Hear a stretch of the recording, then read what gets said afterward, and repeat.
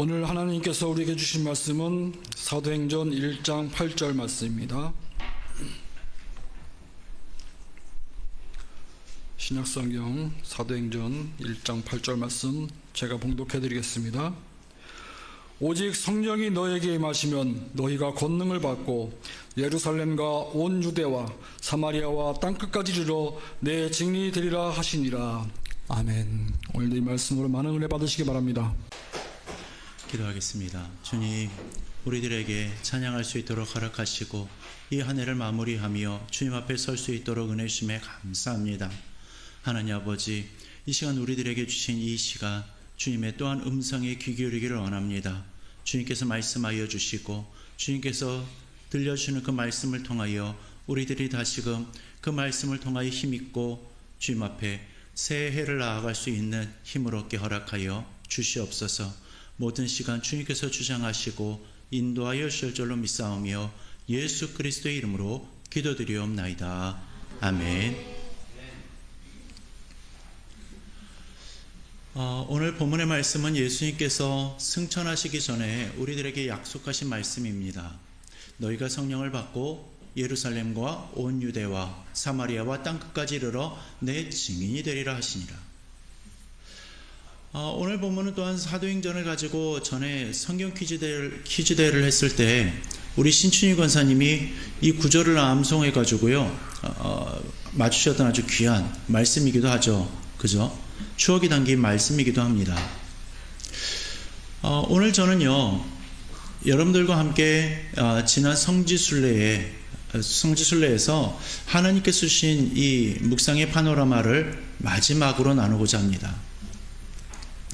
갑바도기에 있는 이 대림구유를 지나서 동굴을 순례한 후에요, 이제 국내선 비행기를 이용해 가지고 약 3시간 걸려 가지고 튀르키예의 수도 이스탄불에 도착을 했습니다. 이스탄불로 이동하기 위해 가지고 공항에서 잠시 대기를 했는데 갑자기 몇 분이 제게 와가지고 몸 상태가 안 좋냐고 이렇게 묻는 겁니다. 저는 순례 기간 동안 이렇게 크게 지친 적이 없었기 때문에 아니 왜 내게 이렇게 물어보는지 이게 좀 처음에는 좀 이해가 되지 않았었습니다. 근데 조금 지나가지고 제 스스로를 이렇게 돌아보니까 왜 그리 말씀을 하셨는지 짐작이 되는 부분들이 있었습니다. 제가 공항에 도착해가지고 수속을 밟고선 조금 여유롭게 이제 대기를 하고 있다 보니까 저번에도 한번 말씀드렸던 적이 있었던 것 같은데요. 그 생각을 저도 모르게 다시 하고 있었던 겁니다. 어떤 생각이었냐 하면요.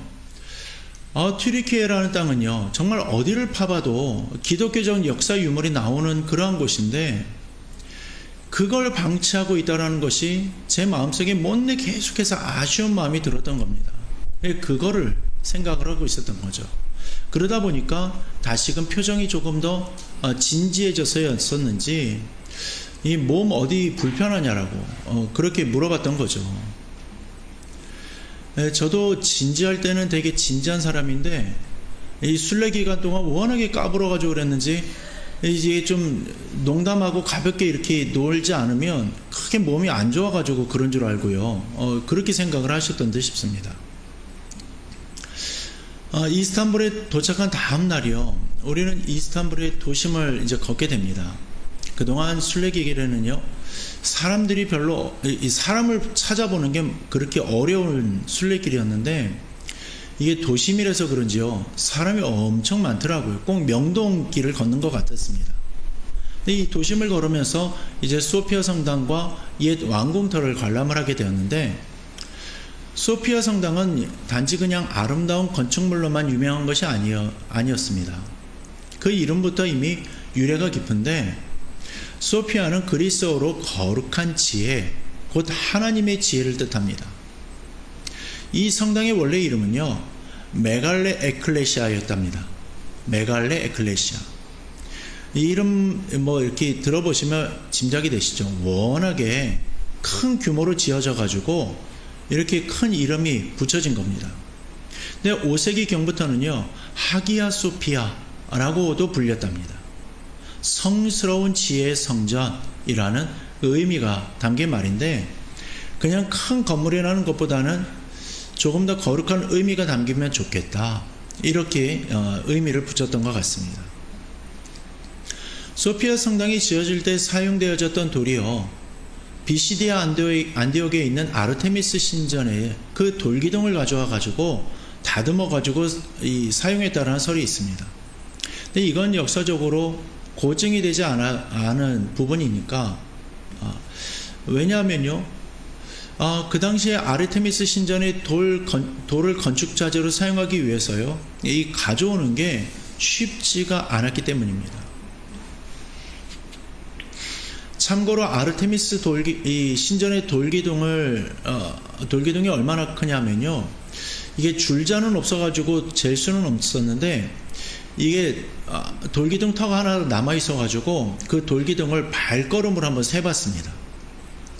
그랬더니 그 테두리를 이렇게 주변을 발걸음으로 도는데 몇 보 정도 되냐면요, 제가 크게 발걸음을 떼어가지고 40보 정도가 걸려요. 이렇게 두께가 어마어마한 거죠. 근데 이 두께가 크다 보니까 무게는 어느 정도 되냐면요, 20톤에서 24톤 정도가 된답니다. 한 이 블럭 자체가. 그러니 이런 돌들을 가지고 이 바다를 건너 가지고 온다라는 게 쉽지는 않은 거죠. 그럼에도 이런 말들이 이렇게 나오는 이유는요, 기독교가 우상 신전을 무너뜨렸다라는 그러한 상징성을 부여하기 위해서였던 것 같습니다. 그러니 좀 더 현실적으로 살펴보자면, 실제로는 여러 곳에서 아주 훌륭한 대리석과 기둥을 모아가지고 당대 최고의 건축자들의 손을 통하여 가지고 세워지게 된 것이 이 성 소피아 성당이라는 겁니다. 이스탄불은요, 역사 속에서 교회이자 이슬람 사원이었고요, 또 다시 예배의 장소로 쓰이기도 했습니다. 그 한 도시에서요, 서로 다른 이 모습이 겹쳐져 있는 거죠. 이렇게 서로 다른 역사가 공존하다 보니까 그 안을 걸을 때요, 마치 하나님의 말씀과 인간 역사가 교차하는 그러한 지점을 밟는 듯한 느낌을 받기도 했었습니다. 이스탄불에서는요, 보스포러스 해협을 운항하는 유람선도 타게 되었는데, 보스포러스라는 이 말은요, 고대 그리스어에서 소와 같은 짐승이 건너는 길, 즉 소의 길, 또 소가 건너가는 좁은 곳이라는 뜻을 가지고 있습니다.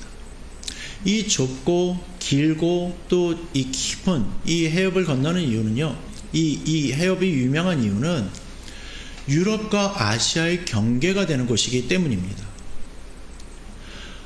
보스포러스 해협에서 유람선을 타고 지나면요, 한쪽은 튀르키예의 아나톨리 지역이고 다른 한쪽은 튀르키예의 트라키아 지역인데, 모두 이제는 튀르키예 땅이긴 하지만 이 튀르키예 이전에는요, 아시아와 유럽을 가로지르는 해협이었었기 때문에 유럽과 아시아의 경계가 되는 매우 중요한 상징성을 지닌 해협이었던 겁니다. 그 물길을 보면서요, 저는 마음속에 하나의 물음표가 일었었습니다. 바울도 이 해협을 건넜을까? 하는 이 의문을 가졌었는데요. 물론 바울은 보스포러스 해협을 건너가지고 유럽을 간 것이 아니라 에게해를 건너가지고 마게도냐로 갔죠. 그러나 바울은요, 이 바울이라는 길, 바울의 길이라는 이 부제를 가지고선 순례의 여정을 지나다 보니까 어디를 가든지 그냥 막연히 바울의 생각을 하게 된 겁니다. 그러면서 나는 복음을 전하기 위해서 어떠한 길을 걷고 있는지에 대해서도 한번 다시금 생각을 해보게 되었습니다. 보스포러스는요, 단지 물리적 위치의 상징성을 가지는 곳이 아니라요, 문화와 언어와 세대를 넘나드는 그러한 곳이었습니다. 그리고 이스탄불의 옛 이름은요, 콘스탄티노플 폴리스였는데, 이것은 사도 안드레가 복음의 씨앗을 뿌림으로써 초대교회가 자리 잡았던 곳입니다. 안드레 사도는요, 그 당시에 수많은 지역을 지나면서 복음을 전했습니다. 그로 인해 가지고 복음은 이 이방인 사도는 사도 바울이 복음의 선두를 서긴 했었지만, 또한 많은 사도들에 의해서 유대에서 이방 지역으로 복음이 흘러가게 되었던 거죠. 보스포러스 해협을 지나가면서요, 유람선 갑판에 서가지고 바람을 이렇게 맞고 있는데 저는 자연스럽게 사도행전 말씀이 떠오르게 됩니다. 성령이 임하시면 너희가 권능을 받고 땅 끝까지 내 증인이 되리라. 여러분, 그 말씀은요, 추상적인 말씀이 아니었습니다. 지도 위에 찍힌 실제 장소들, 또 실제 사람들, 실제 발걸음을 통해서 이루어진 말씀이었습니다. 보스포러스를 건넌다는 것은요, 단순히 유럽에서 아시아로 이동하는 것, 이것이 아닙니다. 그것은 문화가 다른 곳으로, 또 언어가 다른 곳으로, 생각이 다른 곳으로 복음이 전해지는 길이었던 겁니다. 초대교회 사도들은요, 편안함을 따라서 움직이지 않았습니다. 안전함을 따라서 길을 선택하지도 않았습니다. 성령이 이끄시는 방향으로 그저 한 걸음 한 걸음 순종했을 뿐입니다.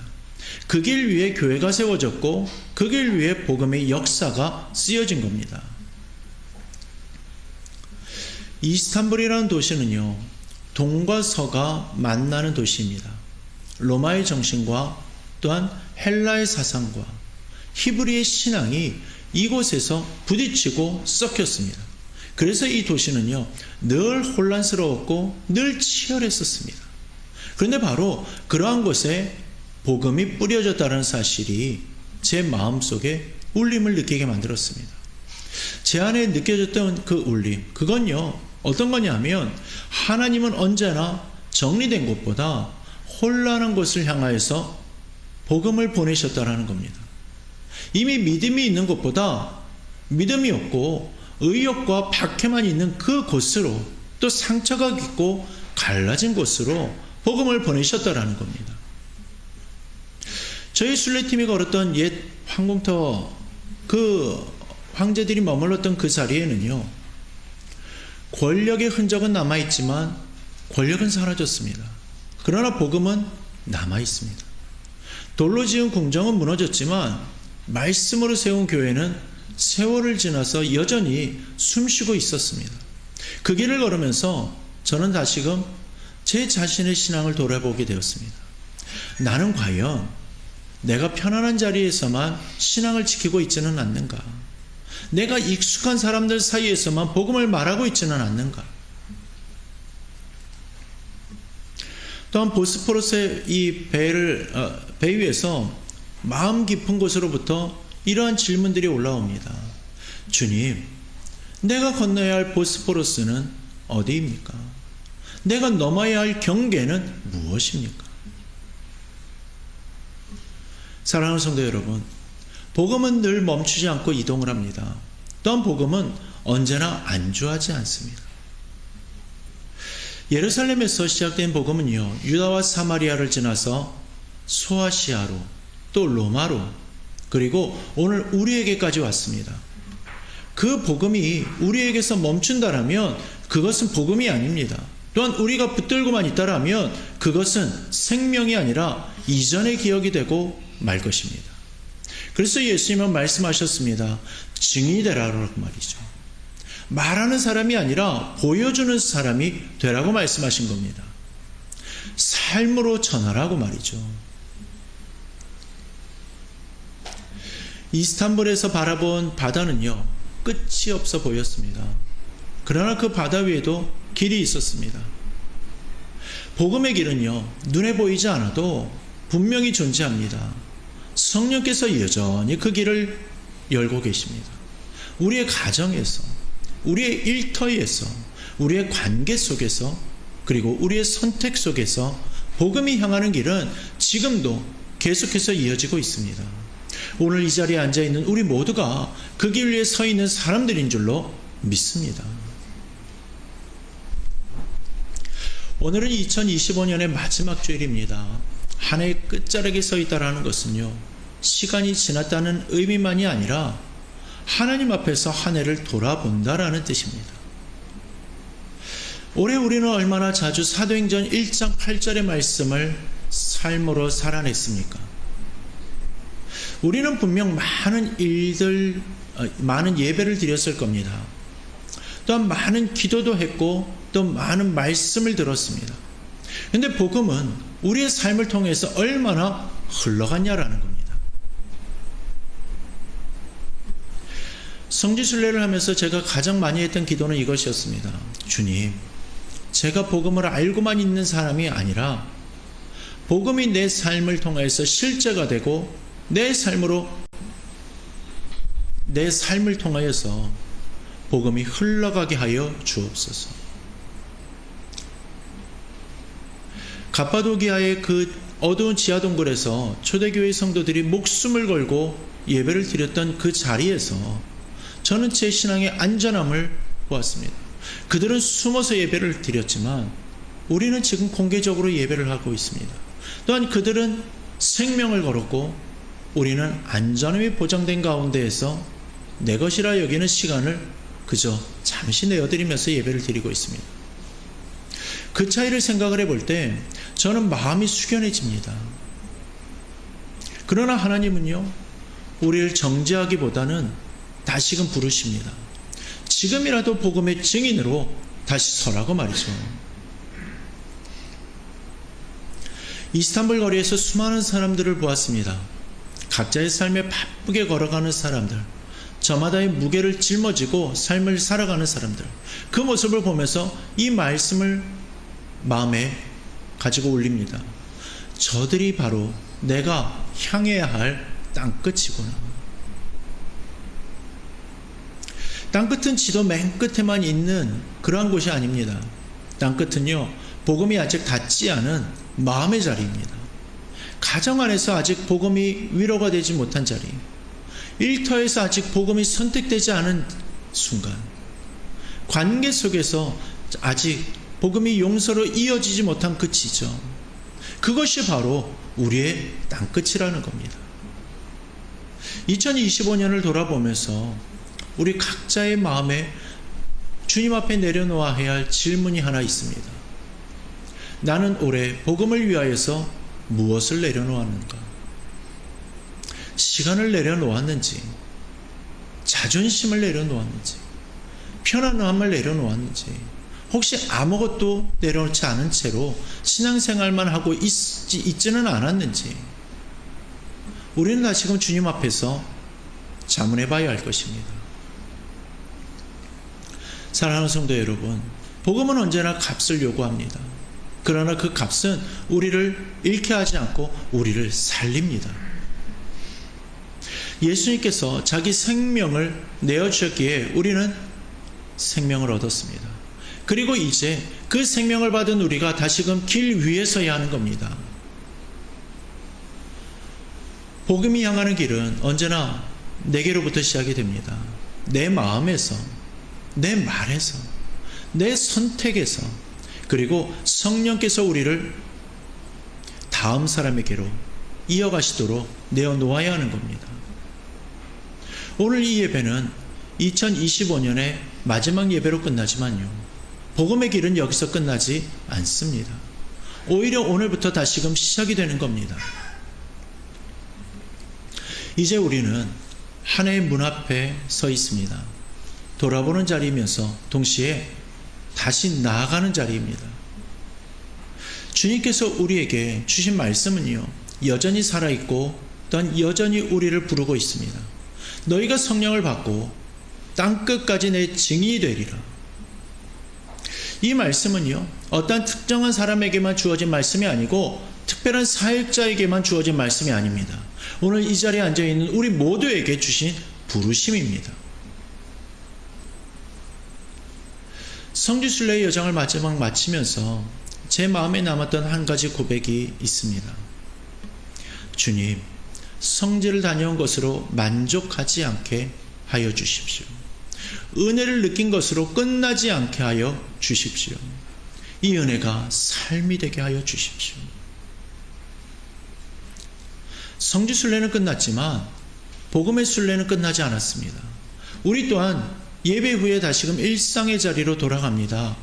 가정으로 돌아가고, 일터로 돌아가고, 학교로 돌아가고, 관계 현장으로 돌아갑니다. 그것이 바로 하나님께서 우리를 보내시는 자리인 겁니다. 보스포러스 해협을 건너던 그 배처럼 우리는 지금 한 해에서 다음 해로 믿음의 강을 건너고 있습니다. 뒤에는 지나온 시간들이 있고요. 앞에는 아직 열리지 않은 시간들이 있습니다. 그러나 분명한 것은 그 사이에 있는 강 위에도 하나님께서 길을 내신다는 사실입니다. 그리하여 성령께서 앞서가시고 말씀이 우리의 발의 등불이 되어주시고요. 복음이 우리 삶의 방향이 되어주시는 겁니다. 그러기에 다가오는 2026년에는 복음을 더 말하는 해가 되기를 바랍니다. 복음을 더 선택하는 해가 되기를 바랍니다. 복음을 더 살아내는 그러한 해가 되기를 바랍니다. 우리가 어디에 있든지 또 무엇을 하든지 누구를 만나든지 이 사람이 하나님의 사랑을 전하는 증인이라는 그 고백이 우리들의 삶에서 들려지기를 소망합니다. 오늘 이 마지막 주일에 주님께서 우리를 다시금 부르십니다. 두려워하지 말고 머뭇거리지 말고 다시 길 위에 서라고 말이죠. 복음이 향하는 길은 이미 열려 있습니다. 이제 우리가 그 길을 걸으면 되는 겁니다. 그리하여 주님께서 우리의 교회에 복 내려주시고 각 가정과 삶의 자리 위에 복음의 기쁨을 넘치게 부어주실 수 있기를 주님의 이름으로 축원합니다. 그리고 다가오는 새해에 성령의 인도하심 속에서 땅끝까지 이르는 복음의 증인으로 살아가실 수 있기를 주님의 이름으로 간절히 축원하옵나이다. 아멘. 기도하겠습니다.